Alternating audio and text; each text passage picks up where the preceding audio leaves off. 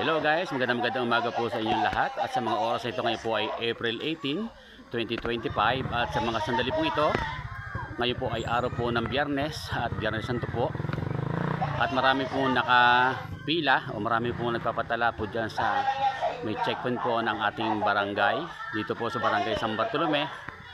Yan po ang pagpapatala po yan ay yan po isang pagkontrol para po malaman ang bilang ng mga umahon po sa bundok ngayong araw na ito, ngayon pong Biyernes Santo.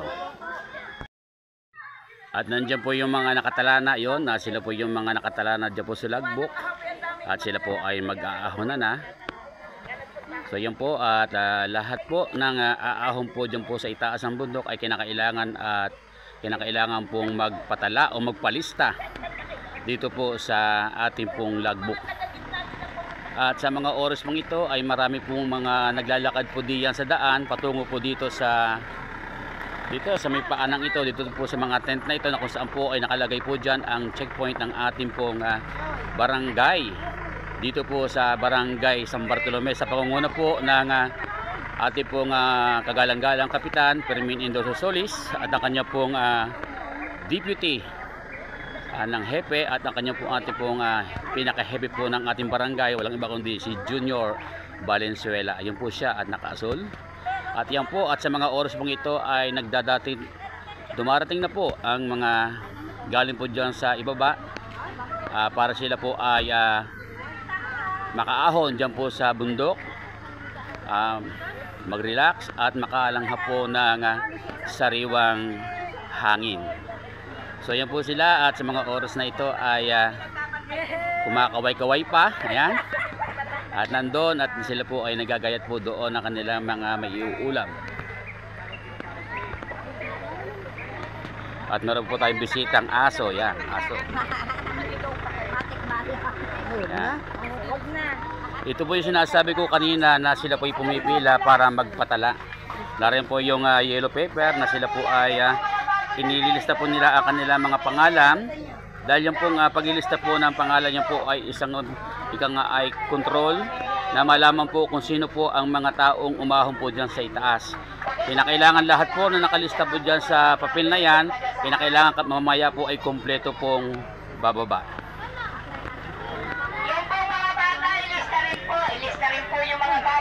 So yan po at sa mga sandali pong ito ngayon po ay maliwanag na po at napakarami po dyan po sa daan akin nilampasan na mga taong nagsisiahon para ika nga po ay pasamantalang makapiling si Maria Makiling.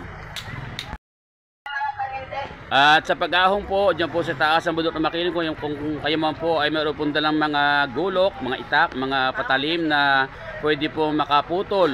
Ang nakapinsala po ng mga maliliit na sibol ng punong kahoy, yan po ay pasamantalang kukumpiskahin dito po sa checkpoint at lalagyan po ng pangalan po yung mga items na makukuha po sa bawat aahon dito po sa bundok. At ganoon din po ay mahigpit po, pinagbabawal po ang pagdadala po ng mga liquor, na mga alak na nakakalasing. So yan. Kaya sila po ay todo checkpoint dito po sa daong lugar na ito.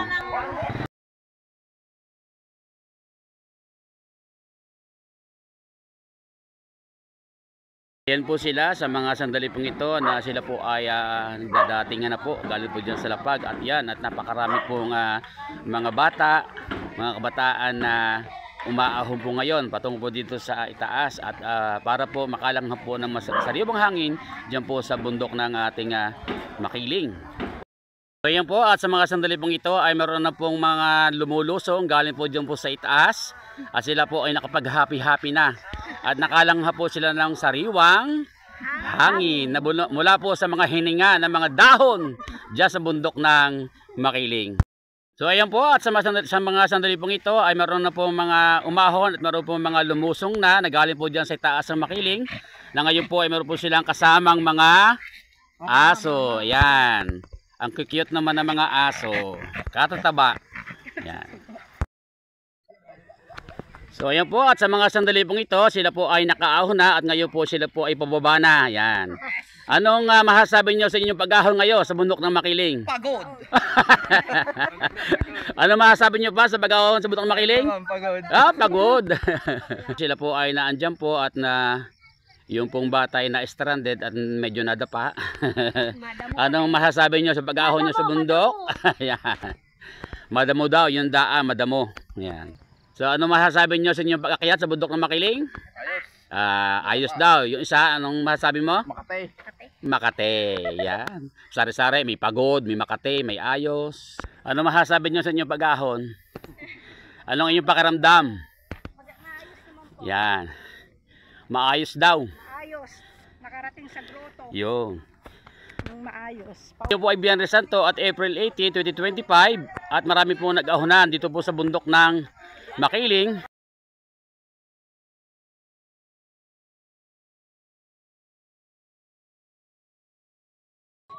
So ayan po, at kahit na po medyo kalos ang tuhod ay nakakaahon pa rin. Talaga pinipilit siya pang umahon. Para po masilayan itong dakong lugar na ito na kung saan ay nakatayo po yung grotto. Yung pong grotto, hindi yung mga tao ha. Yan. Sila po ay nagpipicture taking para naman sila po ay mayroong souvenir. Pagbaba at pag ika nga ipaghiwa-hiwalay nila patungo sa kanilang mga tahanan. Na meron silang may share, may babahagi, may pagmamalaki sa kanyang kagrupo. Umahon kami sa part po ng San Bartolome. At iyo po sila, agaya kong pagod, namamahinga. Yan. At talaga naman po marami po ang umahon ngayon dito po para po masilayan yung pong grotto. Yan. At yun po yung grotto, natatanaw ko na po yung grotto na kanila pong pinuntahan ngayong umaga. At sila po ay medyo maglulusong at hahanap po na medyo patag at sila po ay mamamahinga. Yan. At magkakape po. Yun, magkakape raw sila. Ano inyong masasabi sa inyong pag-ahon? Ano masasabi ninyo sa inyong pag-ahon? Yan. Sari-sari po kanyang sinasabi. Meron daw sulit. Merong masarap. Yan. At kanina po meron pong sabi na siya daw ay pagod na pagod na. At meron po nakasulubong ang sabi sa akin ay hindi na daw siya uulit na umahon.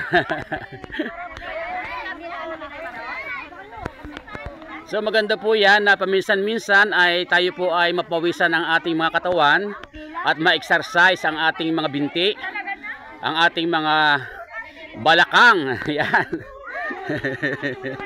Dahil marami na po sa panahon ngayon ang medyo hindi kagaya namin nung una, nung kami po yung mga bata ay talaga namang batak ang katawan sa paglalaro.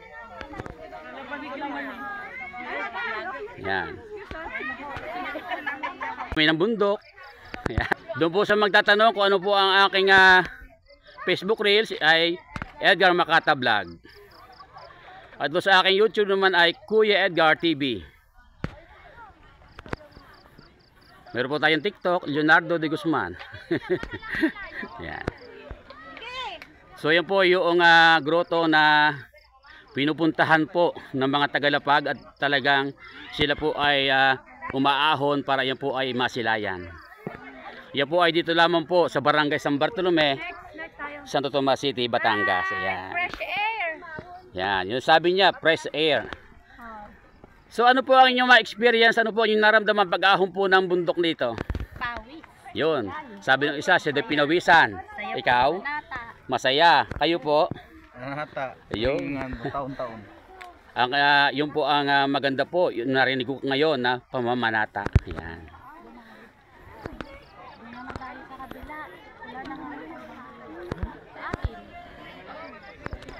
So yan po ay taon-taon na ipinagdiriwang ang tinatawag pong mahal na araw o yung tinatawag na Biyernes Santo.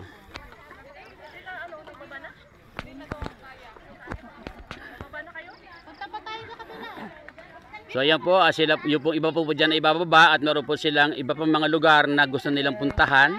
So ano ang inyong napakaramdaman? Ano yung pakaramdam sa inyong pag-ahon? Masaya po. Yo, masaya. Ano po ang inyong pakiramdam sa inyong pag-ahon? Hindi na makapagsalita dahil pagod. Yan. Wala naman na dati yung pangmatsuman. Dapat walang madapa ha, walang madulas. Marami naman tao kaya hindi. Yan. So sila po ay kanya-kanyang salang doon sa harap ng grotto para po magpa-picture. Sisiguruhin ninyo na mayroong kukuha ng camera ha. Hindi kayo mapipicture kung walang kukuha. Yan. Tumutok pa. Yan. Kanya-kanyang style, kanya-kanyang pa-beauty sa harap ng camera.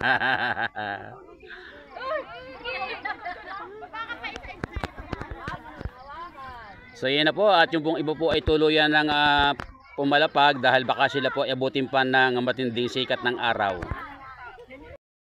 So yan po, bagamat meron pong bumababa na mula po dito sa grotto, ay meron din po mga umaahon mula sa ibaba. Ayan.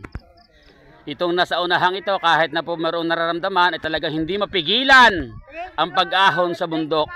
Dahil siya po ay namamanata na sa kabila na kanyang karamdaman, siya ay gagaling. Ayan. Magbibigay sa kanya ng kalakasan. Ayan. Saan ba kayo? Dito na tayo.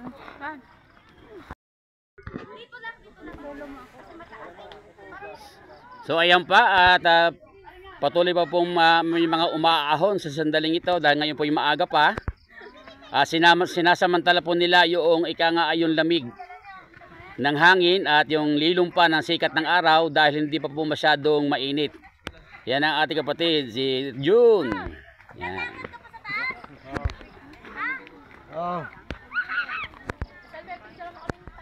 Ano ang inyong pakaramdam sa inyong pag-ahon? Pagod. Ayan, pagod na naman na narinig. Pero masaya. Iyo, pagod daw pero masaya. Yun ang kinakailangan. Mag-enjoy ka lang. So yan po yung ating chikiting na nagduduyan pero hindi dito nakaharap. Yan. Harap din eh. Yung kagad-agad ng bata ay nakataligod sa nakuha. Oh, harap.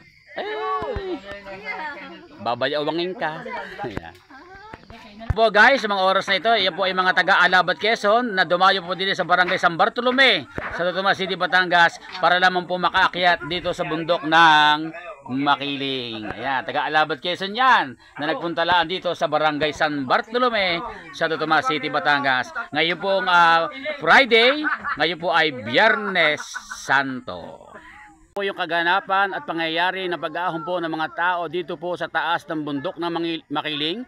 Ngayon pong araw po ng Biyernes, dahil ngayon pong araw na ito ay Biyernes Santo. So magandang umaga po sa inyo lahat. Ito po ang inyong kaibigan, kabayan, kabalikatan, Kuya Edgar Makata ng Totomas City, Batangas.